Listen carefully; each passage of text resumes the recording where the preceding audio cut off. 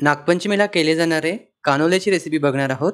हे जे कानोले आहेत गव्हाच्या खीर बरोबर सर्व केले जाते, खायला अप्रतिम लागतात। 2 वाट्या गव्हाचं पीठ, त्यामध्ये चवीनुसार मीठ, 1 चमचा तेल आणि थोडं पाणी घालून पोळ्यांसाठी जशी कणिक मळतो तशीच मळून घ्यायची आहे। कणिक मळून झाली की त्यामध्ये 1 मोठा चमचा तेल घालून पुन्हा एकदा चांगली मळून घ्यायची आणि यावर झाकण ठेवून साधारण अर्धा तास रेस्ट करण्याकरिता बाजूला ठेवायची। अर्धा तास झाल्यानंतर लिंबाच्या आकारा एवढा गोळा तयार करून अगदी पातळसर पोळी लाटायची आहे। पोळी लाटून झाली की त्याला तेल लावायचं आहे। त्यानंतर थोडंसं गव्हाचं पीठ भुरभुरायचं आहे।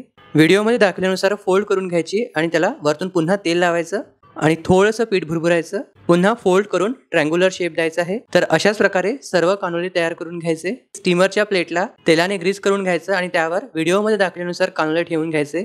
त्यानंतर स्टीमरमध्ये पाणी गरम करून त्यामध्ये हे प्लेट ठेवून साधारण 15 ते 20 मिनिटे आपल्याला मीडियम टू हाय फ्लेमवर वाफवून घ्यायचे आहेत। गॅस बंद केल्यावर थोडा वेळ थंड झाल्यावर हे जे कानोले आहे आपल्याला काढून घ्यायचे आहेत।